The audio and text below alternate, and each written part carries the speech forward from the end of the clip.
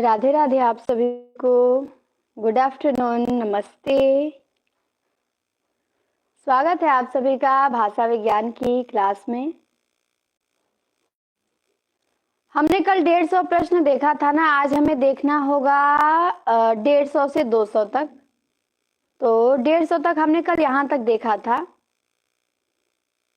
नमस्ते आप सभी को, कंचन जी, पूनम जी, रीनू जी, नीलम जी, मधु जी, अंजलि जी, पार्वती जी, छोटे लाल जी, अनिता जी, उन्नति जी, हृदय जी, मिशा जी, सरिता जी, दीपा जी, ममता जी। अच्छा, सभी का स्वागत है क्लास में। तो चलिए हम आते हैं, अपने क्वेश्चन शुरू करते हैं देर न करते हुए। और आप सभी के यहाँ क्लास शेयर कर दें ताकि सब जुड़ जाएं। और हम आते हैं अपने प्रश्न पे, तो आप तैयार हो जाएं। पहला प्रश्न है आपसे कि इनमें से कौन सी ध्वनि अवधि में नहीं है। जवाब दीजिए 151 का। इनमें से कौन सी ध्वनि अवधि में नहीं है। महिमा जी, चेतन जी, रेणु जी, सुषमा जी, नमस्ते। तो यहाँ पे जवाब आया है कि अढ़, ये जो ध्वनि है अवधि में नहीं बोली जाती है। अढ़ मतलब कुछ नहीं, तो ये अवधि में नहीं बोली जाती है। क, न, म ये तीनों बोला जाता है, पर अढ़ ये नहीं बोला जाता है। प्रश्न आया है पेपर में ये। दूसरा प्रश्न आपसे पूछा गया है कि कोई भी बोली या भाषा मानकता प्राप्त करने पर हो जाती है। क्या हो जाती है? दुरूह, सरल, भावपूर्ण या सरस। स्वागत है पार्वती जी, वसुदेव जी, शिवांगी जी, अरविंद जी, नमस्ते। तो जवाब आ रहा है कि कोई भी बोली या भाषा जब मानकता प्राप्त करती है तो वो सरल हो जाती है। ये ध्यान देना है। क्या हो जाती है? सरल। 53 पे आइए। 53 में आपको बताना है कि न्यायालयी भाषा में शब्द और उसके अर्थ में क्या होता है। जो न्यायालय की भाषा होती है तो उसके शब्द और उसके अर्थ में क्या होता है? निश्चितता, अनिश्चितता, कुशलता या कोमलता। संदीप जी नमस्ते, रामकेश जी नमस्ते। तो जिन्होंने बताया ए बिल्कुल सही बताया है कि न्यायालयी भाषा के उसके शब्द और अर्थ में क्या होता है? निश्चितता होता है ना। ए बिल्कुल सही जवाब है। आ जाइए, अगला प्रश्न है चौथे नंबर का कि व्यवहार के आधार पे शब्द कितने प्रकार के होते हैं। विकल्प है आपके सामने 5, 4, 3, 2। व्यवहार के आधार पे शब्द कितने प्रकार के होते हैं? 54 का जवाब दीजिए। Good afternoon Neelam ji. यहाँ पे आप लोगों का जवाब आ रहा है डी। व्यवहार के आधार पे शब्द कितने प्रकार के होते हैं? सी भी आ रहा है, 5 भी आ गया, 54 का। जिन्होंने बताया है डी ऑप्शन 2 बिल्कुल सही है। व्यवहार के आधार पे शब्द कितने प्रकार के होते हैं? 2 प्रकार के होते हैं, नहीं 3 नहीं होते हैं शिवांगी जी। 55 में आपको बताना है कि खरोष्ठी लिपि की उत्पत्ति किस लिपि से हुई है। चित्र से, किलाक्षर से, अरमाइक से या ब्राह्मी से। खरोष्ठी लिपि की उत्पत्ति किससे हुई है? आविका जी नमस्ते। जवाब आया है बिल्कुल सही आया है। खरोष्ठी लिपि की उत्पत्ति अरमाइक लिपि से हुई है। 56 पे आ जाइए। 56 में आपसे पूछा गया है कि प्रयोजन मूलक भाषा का संबंध है। प्रयोजन मूलक भाषा का संबंध किससे है? मनीषा जी, कुमकुम जी, गुड आफ्टरनून, गुड लक जी, जय हिंद। तो 56 का जवाब आ रहा है कि प्रयोजन मूलक भाषा का संबंध जीविकोपार्जन से है। बिल्कुल सही जवाब है जीविकोपार्जन से। 57 पे आ जाइए। 57 में आपसे पूछा गया है ईसाई मिशनरियों का प्रधान केंद्र कहाँ था।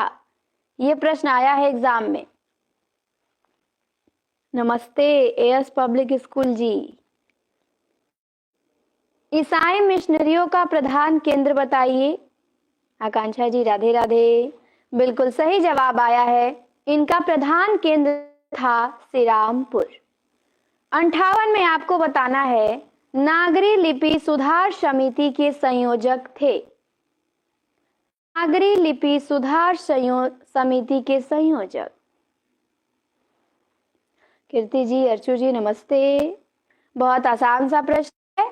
नागरी लिपि सुधार समिति के संयोजक काका कालेलकर थे। 59 पे आ जाइए। 59 में आपसे पूछा गया है, बहुत बढ़िया प्रश्न आया है परीक्षा में, कि केंद्रीय अनुवाद ब्यूरो से संबंधित है। केंद्रीय अनुवाद ब्यूरो से संबंधित कौन है? शिक्षा मंत्रालय का अनुवाद विभाग, या गृह मंत्रालय का राजभाषा विभाग, या मानव संसाधन मंत्रालय, या प्राविधिक शिक्षा मंत्रालय? नेहा जी, चंचल जी नमस्ते, प्रियंका जी नमस्ते।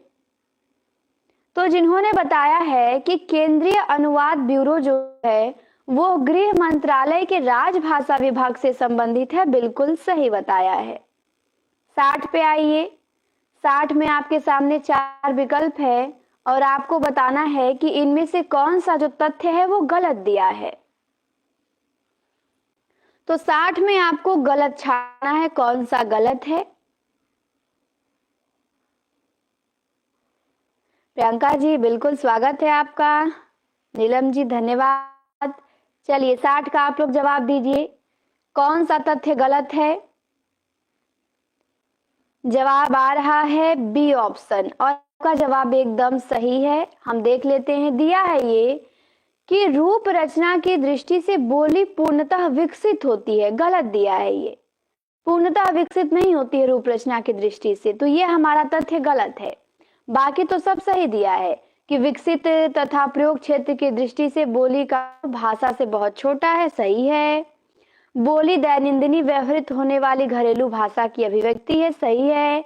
विभाषा बोली का विकसित रूप है, ये भी सही है, लेकिन बी वाला आपका गलत है। 61 पे आ जाइए। 61 में आपको बताना है कि इतिहास के प्रति भारतीय दृष्टिकोण है। इतिहास के प्रति भारतीय दृष्टिकोण कैसा है? अध्यात्म परक, विकास परक, यथार्थ परक, या अनुसंधान परक? 61 का जवाब आप लोग दे रहे हैं डी डी डी, और जिन्होंने डी बताया बिल्कुल गलत बताया है, ए बताया बिल्कुल सही। अनुसंधान परक नहीं, अध्यात्म परक है। कैसा है? इतिहास के प्रति भारतीय दृष्टिकोण अध्यात्म परक। 62 पे आ जाइए। 62 में आपसे पूछा गया है पाली पद की बहुमान्य उत्पत्ति है। पाली जो शब्द है इसकी बहुमान्य उत्पत्ति कौन सी है? कई विद्वान बताते हैं कि पाली प्राकृत से आया है, पंक्ति से आया है, पर्याय से आया है, पर सर्वमान्य किसका है?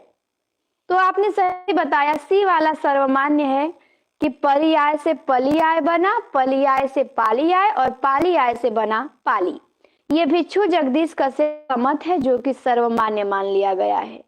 पर्याय, पलियाय, पालियाय, पाली। 63 में आइए।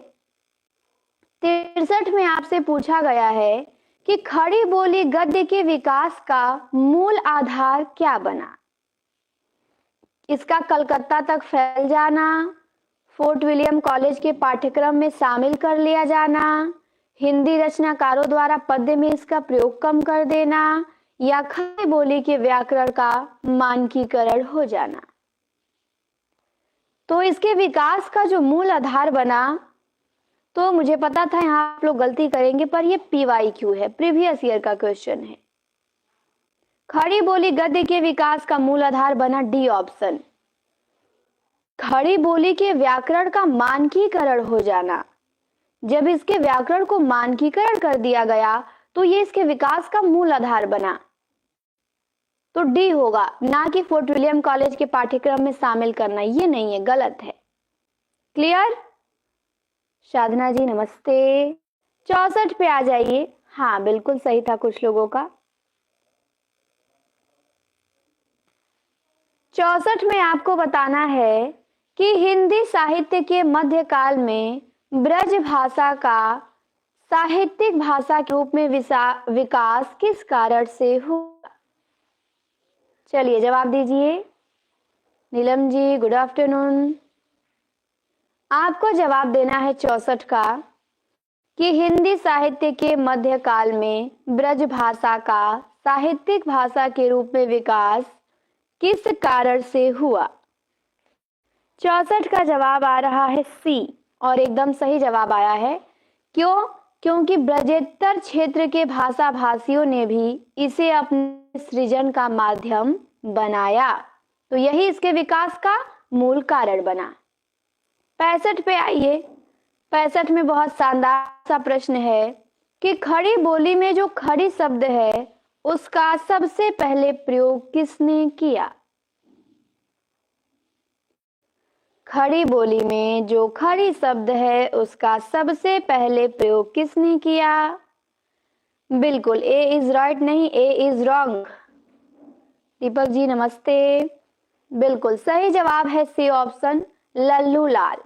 खड़ी बोली में जो खड़ी शब्द है उसका सबसे पहले प्रयोग किसने किया? तो लल्लू लाल ने किया। बच्चन सिंह के इतिहास में स्टार्टिंग वाले में दिया है ये लल्लू लाल। 66 पे आ जाइए। 66 में आपसे पूछा गया है कि आदिकालीन हिंदी को एक भिन्न प्रकार की हिंदी मानते हुए उसे हिंदवी किसने कहा है?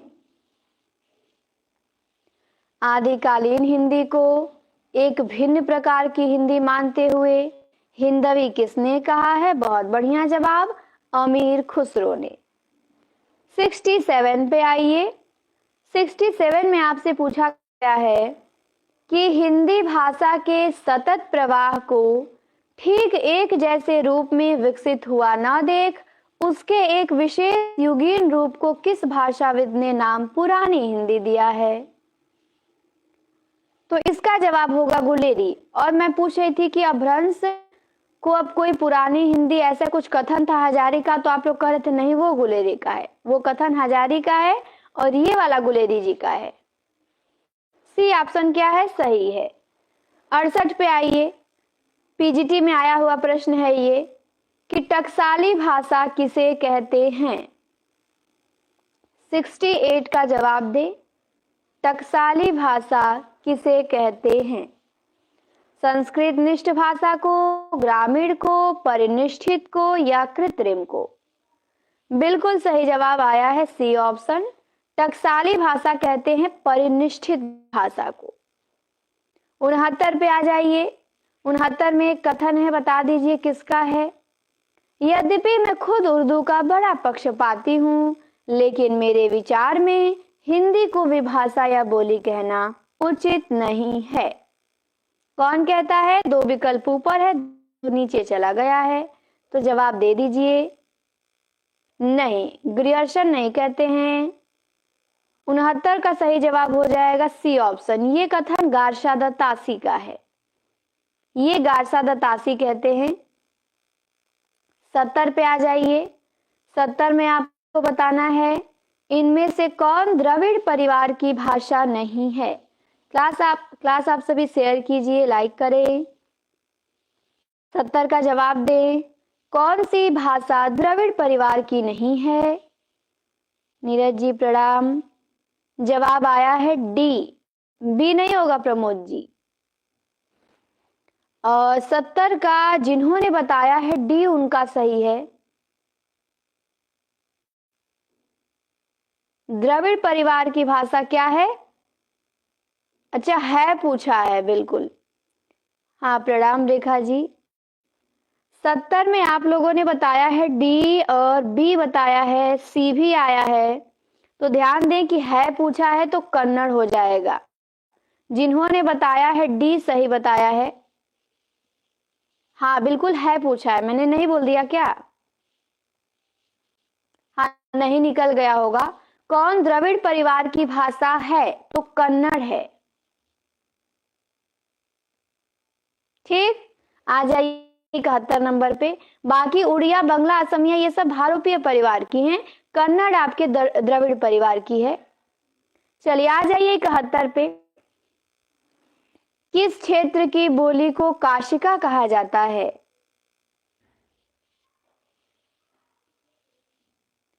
71 का जवाब दीजिए।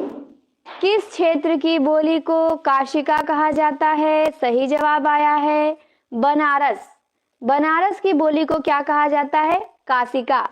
और पाणिनि के अष्टाध्यायी का टीका भी है काशिका नाम से।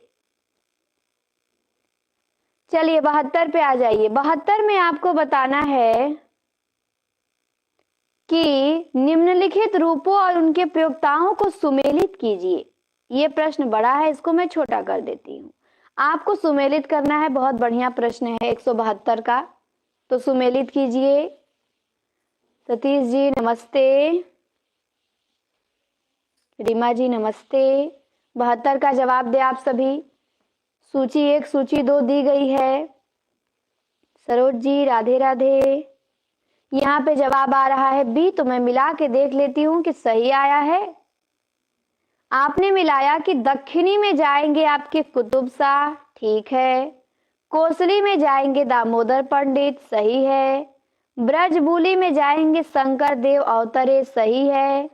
और संधा भाषा में जाएंगे सरहपाद। तो आप लोगों को केवल सरहपा भी पता होगा कि संधा भाषा में है तो भी प्रश्न सही हो जाएगा, क्योंकि विकल्प उस हिसाब से दिया है। तो विकल्प कभी कभी पेपर में ऐसा आता है, एकदम आसान दे देगा। तो हमारा बी ऑप्शन क्या है? सही है। 73 पे आइए। 73 में आपको बताना है ये पंक्ति किसकी है? न खास हिंदी न खास उर्दू, जबान गोया मिली जुली हो। ये कौन कहता है? 73 का ए आया है। उमेश जी भी बता दिए। कभी कभी आप बहुत आसान गलती कर देते हैं। हाँ, ये भारतेंदु की नहीं है, ये शिव प्रसाद सितारे हिंद की है ना। न खास हिंदी न खास उर्दू, जबान गोया मिली जुली हो, शिव प्रसाद सितारे हिंद कहते हैं। 74 में आपको बताना है कि उर्दू को यामिनी भाषा कौन कहता है? उर्दू को यामिनी भाषा किसने कहा है? जवाब आया है लल्लू लाल, बिल्कुल सही जवाब आया है। यामिनी भाषा लल्लू लाल कहे हैं। यामिनी किसका पर्यायवाची होता है बता दीजिए। यामिनी किसका पर्याय है? हाँ, लल्लू लाल हो गए, बिल्कुल। जवाब दीजिए यामिनी किसका पर्याय है? जवाब आ चुका रात्रि का, बिजली का नहीं। बिजली का दामिनी हो जाएगा, यहाँ पे यामिनी है, यामिनी रात्रि का है। चलिए 75 पे आ जाइए। 75 में आपके सामने एक ग्रंथ है कि हिंदी और हिंदुस्तानी नामक भाषा संबंधी ग्रंथ के लेखक हैं। हिंदी और हिंदुस्तानी संबंधी भाषा ग्रंथ के लेखक। जवाब आया है बी ऑप्शन, सी भी आया है। क्या बात है, बिल्कुल सही जवाब आपने दिया। निशा जी गुड आफ्टरनून, रजनी जी नमस्ते। जिन्होंने बताया बी पदम सिंह शर्मा, एकदम सही बताया है। हिंदू और हिंदुस्तानी ये जो ग्रंथ है पदम सिंह शर्मा का है। 76 पे आ जाइए, बता दीजिए नाग भाषा किसे कहते हैं? नाग भाषा किसे कहते हैं? डिंगल पिंगल हरियाणवी। तो आपने बताया कि नाग भाषा कहते हैं पिंगल को, सही बताया। नाग भाषा आपकी पिंगल है और डिंगल क्या है? तो डिंगल आपकी भाट भाषा है, ये भाट भाषा है, और पिंगल आपकी नाग भाषा है। 77 पे आ जाइए। 77 में आपसे पूछा गया है कि भोलानाथ तिवारी के अनुसार हिंदी में ध्वनियां कितने प्रकार की हैं? भोलानाथ तिवारी के अनुसार हिंदी में ध्वनियां कितने प्रकार की हैं? 77 का जवाब दे। 77 का जवाब आ रहा है सी ए। जिन्होंने बताया ए बिल्कुल सही बताया। इनके अनुसार हिंदी में ध्वनियां 2 प्रकार की हैं, एक 11 नहीं है भाई, 2 प्रकार की हैं। 78 पे आइए। 78 में बहुत सरल सा प्रश्न है। हिंदी में ह्रस्व स्वर है। आपको ह्रस्व, दीर्घ, प्लुत, संवृत, विवृत, इससे आपको 1-2 प्रश्न देखने को कन्फर्म है, मिलेंगे पेपर में। तो हिंदी में ह्रस्व स्वर है। जवाब आया है उपयुक्त सभी, बिल्कुल सही जवाब है अ, उ, ई। ये तीनों क्या है? आपके ह्रस्व स्वर हैं। आइए 79 पे, 79 में आपको बताना है मात्रा के आधार पे स्वर कितने प्रकार के होते हैं। मात्रा के आधार पे आपको स्वर के प्रकार बताने हैं, कितने प्रकार के होते हैं। जवाब आ रहा है ए और सी। जिन्होंने बताया सी, बहुत बढ़िया जवाब। 2 प्रकार के होते हैं। मात्रा के आधार पे स्वर 2 प्रकार के होते हैं, ध्यान दें। सी ऑप्शन हमारा करेक्ट होगा। 80 पे आ जाइए। 80 में आपको बताना है कि जिन ध्वनियों के उच्चारण में वायु मार्ग में पूर्ण या अपूर्ण व्यवधान उपस्थित होता है उन्हें क्या कहते हैं। स्वर कहते हैं, व्यंजन कहते हैं कि स्वर और व्यंजन कहते हैं। जिनके उच्चारण में व्यवधान उत्पन्न हो तो बिल्कुल उसे हम व्यंजन कहते हैं। क्या कहते हैं? व्यंजन। इनका उच्चारण स्वतंत्र रूप से नहीं होता है।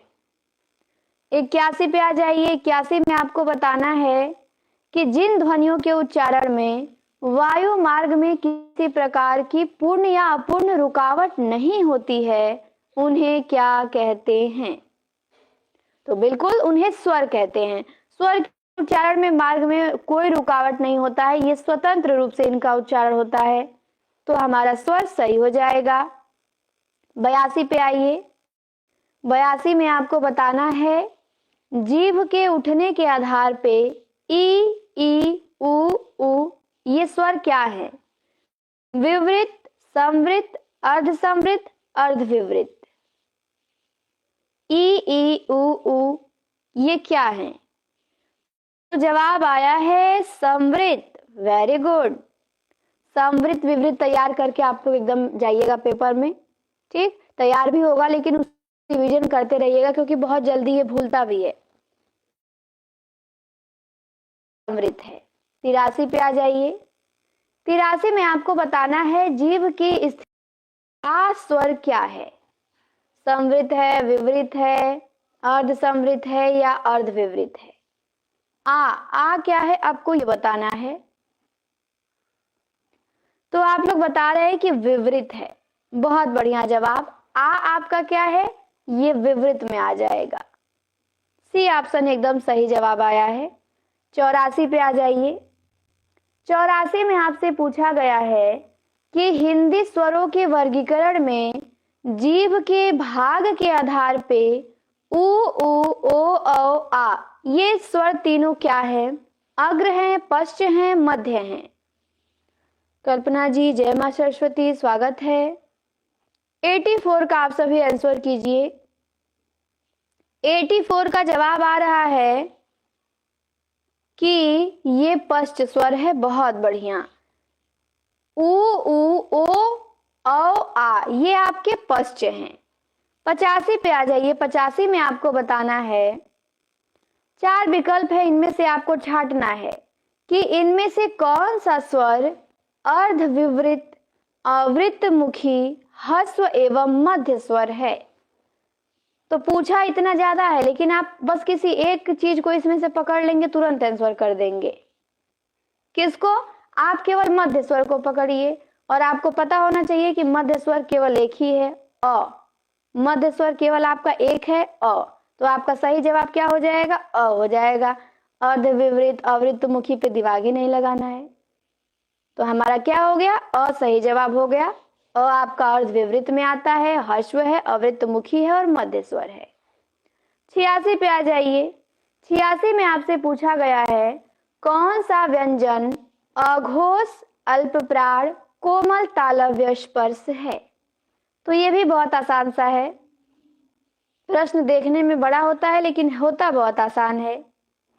86 का आप देखिए, मंजू जी ने मिस्टेक कर दिया। कोमल तालव्य, कोमल तालव्य में आपका क आएगा ना। क, तो आपका सही जवाब सी हो जाएगा। क आपका अघोष में भी आ जाएगा, पहला तीसरा पांचवा अघोष होता है, क पहले नंबर पे है, नहीं सॉरी अल्प प्राण होता है पहला तीसरा पांचवा, तो आपका आ जाएगा उसमें क। अघोष आपका होता है तो उसमें भी आ जाएगा, और कोमल तालव्य तो है ये, तो सी हमारा सही जवाब है। 87 में आइए। 87 में आपसे पूछा गया है कि इनमें से कौन सा व्यंजन घोष, अल्पप्राण, ओष्ठ और नासिक्य है। बहुत बढ़िया प्रियंका जी, मतलब आपने अच्छे से सही किया है। तालव्य नहीं, कोमल तालव्य कहते हैं उसे। तालव्य पूछता तो थोड़े ना वो होता। अपर्णा जी नमस्ते। 87 का जवाब दें आप, तो यहां पे जवाब आ रहा है सी ऑप्शन की म। तालव्य नहीं भाई, कोमल तालव्य पूछा था, और क आपका कोमल तालव्य में आता है। तालव्य पूछता तो वो नहीं सही जवाब होता। तो यहां आपने बताया म, बिल्कुल सही बताया। ठीक, ये आपका क्या है, घोष भी है, अल्पप्राण भी है, ओष्ठ भी है और नासिक्य भी है। ओष्ठ आपके प वर्ग वाले सब होते हैं, तो प वर्ग का व्यंजन यहाँ पे केवल आपका म दिख रहा है। चलिए 88 पे आ जाइए। 88 में आपसे पूछा गया है कि इनमें से कौन सा व्यंजन अघोष, अल्पप्राण, दंत स्पर्श है। 88 का जवाब दे, और विकल्प है क, च, ट, त। यहां मैं लिख दे रही हूं, दूसरा च है, तीसरा ट है, और चौथा विकल्प आपके सामने त है। तो 188 का आपको जवाब देना है। 88 का जवाब आपका देखते हैं क्या आ रहा है। जवाब आ रहा है डी, त है। सही जवाब आ रहा है, क्योंकि यहाँ पे दंत दे दिया है ना, तो दंत से पकड़ लीजिए। दंत वर्ण आपका त ही है, बाकी ट, च, क है ही नहीं। ठीक, तो ये आपका क्या हो गया, त अल्पप्राण भी है, अघोष भी है, दंत भी है, स्पर्श भी है, तो हमारा सही जवाब हो जाएगा त, डी ऑप्शन। क्लियर। 89 पे आ जाइए। भाषा की सबसे छोटी इकाई आपको बताना है। भाषा की सबसे छोटी इकाई है, ध्वनि है, पद या शब्द है, वाक्य है, अर्थ है। तो जवाब आ रहा है आपका ए ऑप्शन की भाषा की सबसे छोटी इकाई ध्वनि है। बिल्कुल सही जवाब आया है, ध्वनि है।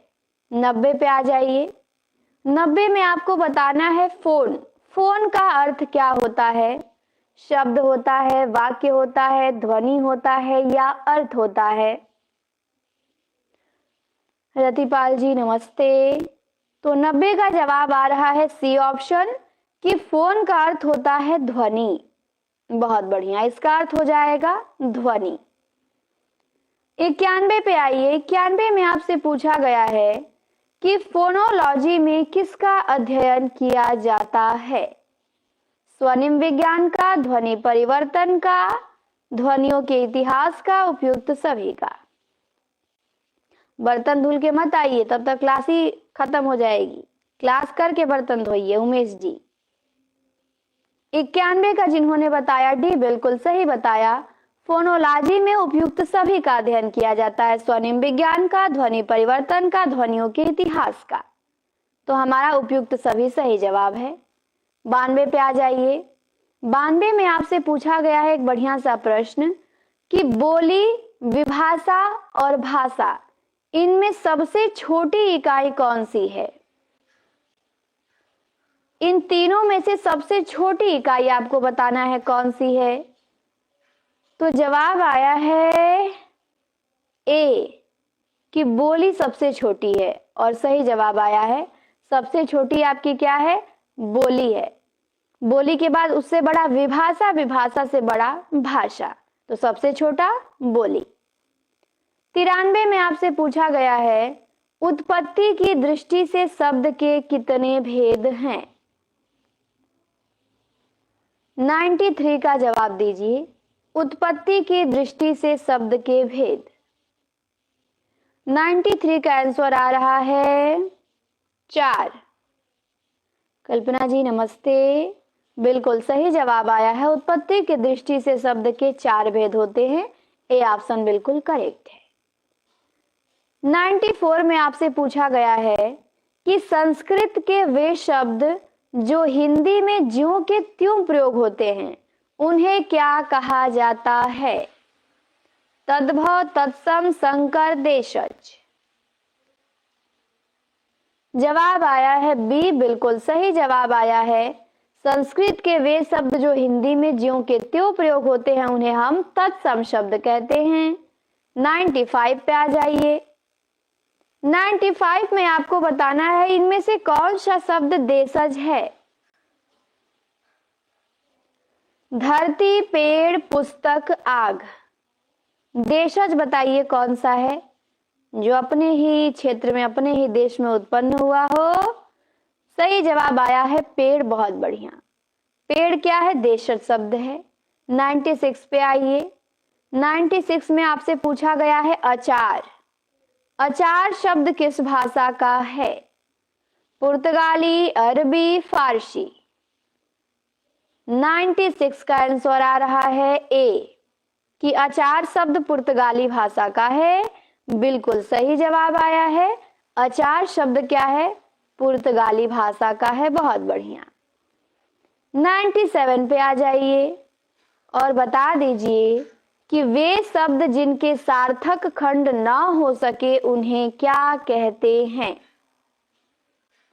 वे शब्द जिनके सार्थक खंड न हो सके तो बिल्कुल उन्हें रूढ़ कहते हैं। रूढ़ शब्दों का आप सार्थक खंड नहीं कर सकते हैं। जैसे नाक आ गया तो इसका आप कैसे करेंगे सार्थक खंड?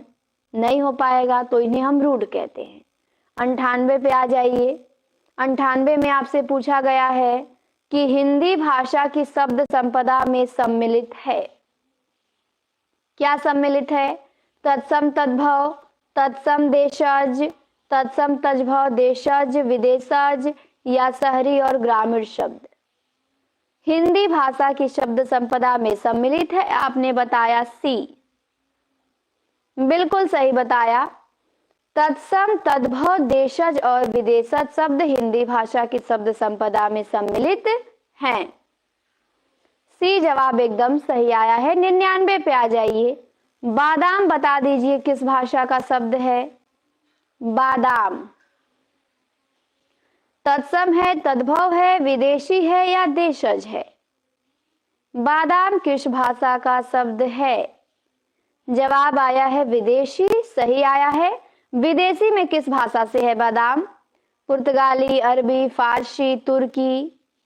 ये तो पता है बादाम विदेशी है, पर विदेशी में किस भाषा से है ये बताइए आप।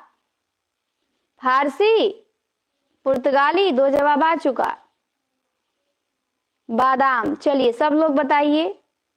तो जिन्होंने बताया पुर्तगाली उनका ही सही है। जिन्होंने बताया फारसी बिल्कुल गलत बताया है। बादाम आपके पुर्तगाली भाषा का शब्द है। फारसी में मत ले जाइए इसे। काजू बादाम बिल्कुल प्रियंका जी पुर्तगाली है ये। 200 नंबर के प्रश्न पे आ जाइए। भाषा विज्ञान से हमारी डबल सेंचुरी कंप्लीट। लालटेन शब्द है किस भाषा का है? देशज है, विदेशज है, विदेशी है या तत्सम है? लालटेन शब्द है। हाँ, काजू बादाम, संतरा, गोभी, आलू ये सब पुर्तगाल से आए हैं। जवाब आ रहा है लालटेन विदेशी है। तो विदेशी है तो किस भाषा से लिया गया है? तो नेहा जी ने पहले ही बता दिया, अंग्रेजी। लालटेन शब्द किस भाषा से है? विदेशी है और अंग्रेजी से लिया गया है, लैंटर्न। ठीक, तो ये किससे है? अंग्रेजी भाषा से। बहुत बढ़िया जवाब रहा। इस प्रकार हमने बहुत कम समय में अपने 50 प्रश्न क्या किए? पूरे किए। तो सभी लोग लाइक करिए, शेयर कीजिए। और आपको एक क्लास मिला होगा टीजीटी का, हमने प्रीवियस ईयर पेपर देखा था, तो आप सभी ने देखा ही होगा। नहीं देखा होगा तो देख लीजिएगा जरूर। हाँ, फिर 8 बजे मिलेंगे हम आपसे, रात 8 बजे। आज निबंध का काम तमाम किया जाएगा। 400 प्रश्न कंप्लीट होगा निबंध से। फिर आएंगे कल से उपन्यास पे। ठीक, तो हम लोगों की स्पीड और क्लास दोनों बहुत अच्छी चल रही है। बस आप लोग मन से पढ़िए। हाँ, क्लास कैसी लगी आपको कमेंट करके बताना है और सभी लोग लाइक कर दीजिए जितने लोग जुड़े हैं। फिर 12 बजे कल हम भाषा विज्ञान देखेंगे 200 से 250।